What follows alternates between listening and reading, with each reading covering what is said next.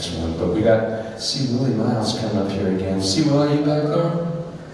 Come on up. You're a test, I guess we just found out. Apparently. How do you I didn't know. How do you feel about that?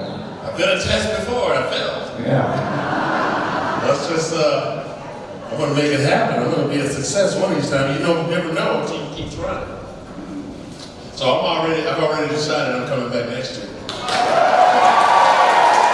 I guess you heard that. I just made that decision right here in real time. You heard it. I'm coming back. So put my name on the list. When y'all meet tomorrow, it's like first person we sign is C. Willi. All right, I'm scratching the date off already right now. Call my people, and have my people get over. Your people out, Georgia, some people. But anyway, before this is going to be my last set, I think.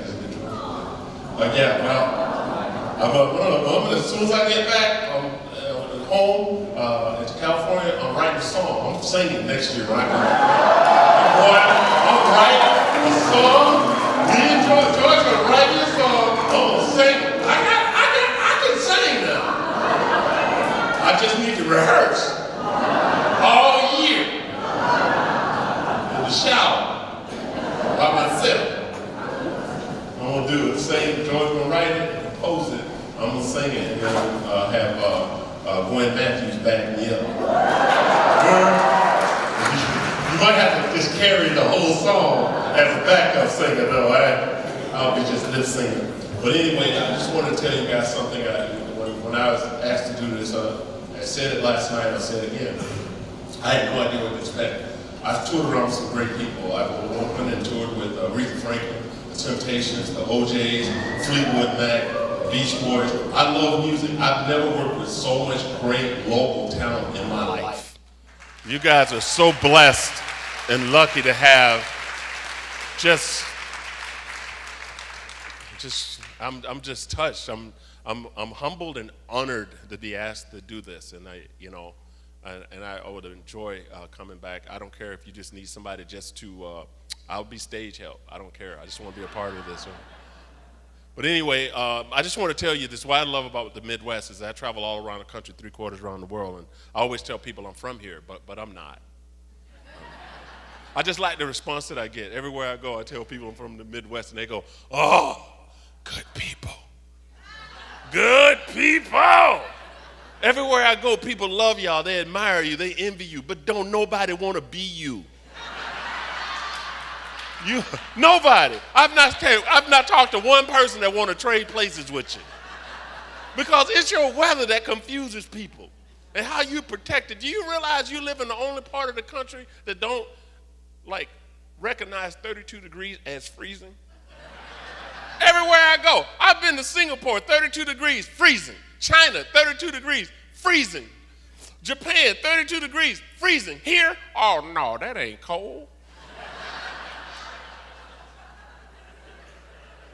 You're the only people that find the good in 40 below zero. You find a silver lining. You always find something good about 40 below. You won't let 40 below just be ridiculous. You find the good in it. And you've all said this, and I don't blame you. I blame your parents. Yeah, because you're just repeating what you heard. It's a learned behavior. You will look out your window at 40 below and say, well, at least the sun is shining. What? Is that all you hanging on to? The sun is shining? But you can die out there. Yeah, but you'll keep. Wait, what? And if the sun isn't shining, you have a backup. If it's 40 below, if the sun isn't shining, you go, well, at least it's not snowing. Because it can't. It's too cold to even snow. The funniest one I've ever heard is when I first moved to Minneapolis from St. Cloud. I moved to Maple Grove. I'll never forget it. It was in February. It was 10 below zero. I was watching my neighbor walk down the driveway wearing nothing but house shoes, robe, and gown. House shoes, robe, and gown. I know a lot of women look at me right now, what's wrong with that? It's just wrong. It's 10 below. I know she's just walking to the mailbox to get the paper, but it's 10 below. I'm in my garage sitting in my car, which has been running for a half an hour warming up. Because I'm going to bag down my driveway to the mailbox.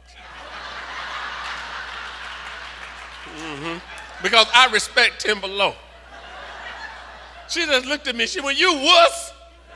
I'm like, "But this is ridiculous." She said, "No, this is not ridiculous, Willie." She said, "You got to see the good in 10 below." I go, "What is the good in 10 below?" She said, "At least there are no mosquitoes."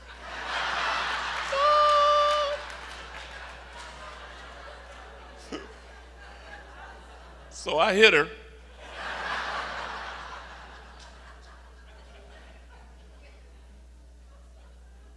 I don't get it, man. I don't get why y'all just want to let it is what it is.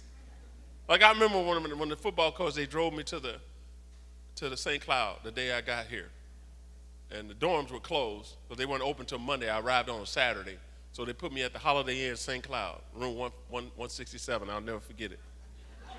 They left me in the room by myself. They said, before they left me in the room by myself, 1,100 miles from home, African-American kid from the inner city. I grew up in the projects. Now, that's not something they're working on. That's a finished product.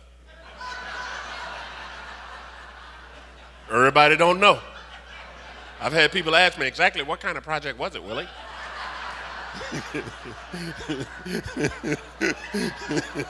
Because you know I'm a project manager. I could probably fix that for you. No, it's done. It's all the way done. They left me in the room by myself. This is the last thing they said to me when they left me in the room by myself, room 167, the Holiday Inn room, St. Cloud. They said, "Willie, make sure you watch the weather tonight."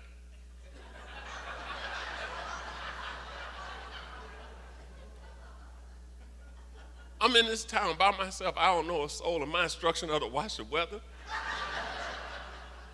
There's a lot of things you can tell an 18-year-old kid when you leave him in the hotel room by himself. One of them should not be watch the weather.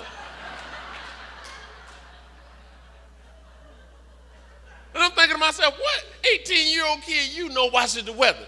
Come to find out, everybody up here watches the weather. Apparently, it's a law. Every night you people watch the weather. You don't miss it. You don't talk to each other. You don't talk to your kids. You don't answer the door. You don't answer the phone. You be like, shh, the weather's on.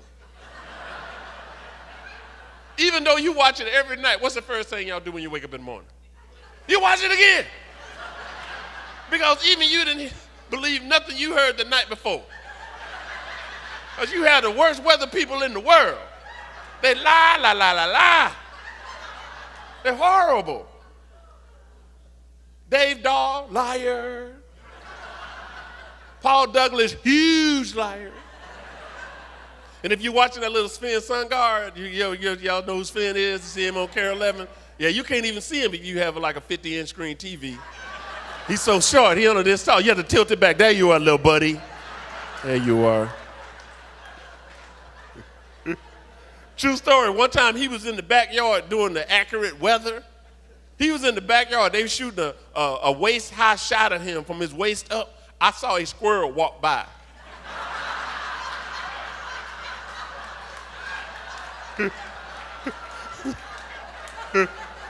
Even the squirrel was like, "Oh, I'm sorry, you live?" Sorry. So there I am sitting on the side of the bed. It's 10:15. They ain't got nothing to do, so I figured I might as well watch the weather. This is the first weather forecast I heard. The weather lady came on. She said, "Tomorrow, the wind chill factor will be so low. If you're outside and you're exposed for more than a half hour, you could die."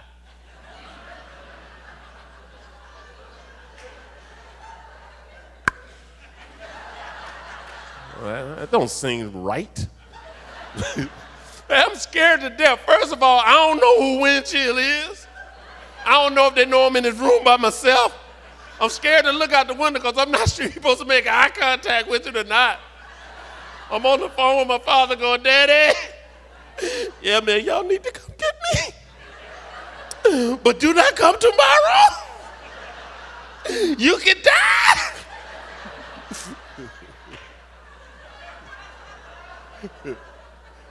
So listen to me.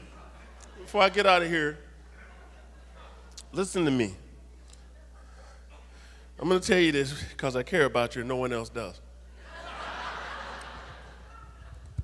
Listen to me when I tell you this. Do you know what's coming? It's already started. When your weather is bad, just be like everybody else. I'm from Alabama. We get hurricanes every year. They just had a hurricane. You know what they say in Alabama when they get a hurricane? This is ridiculous. You don't hear people down south going, well, at least it was only 90 miles an hour. This past July, I was in Scottsdale, Arizona. It was 122 degrees. 122. You know what they said? This is ridiculous. They didn't go, well, at least it's a dry heat. A couple of years ago, Buffalo, New York got 66 inches of snow. You know what they said? This is ridiculous. They didn't say, well, at least it's a light, fluffy stuff. You people got something for everything. Let it go. Let it go.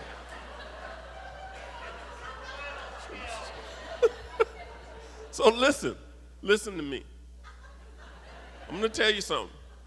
Because the governor of your state don't want you to know, the mayors of your town don't want you to know, and I'm pretty sure Joan of Arc don't want you to know.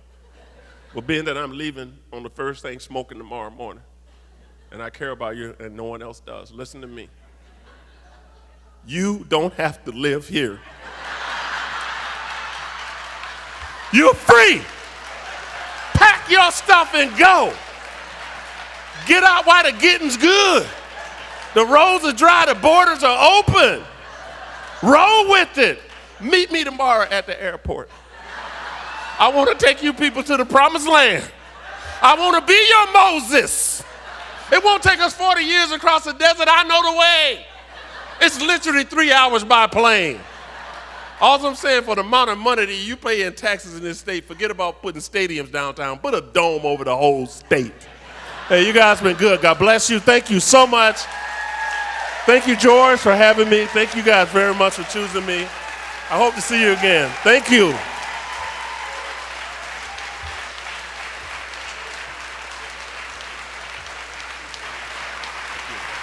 See Willi Myles. I have a feeling he's going to be back next year.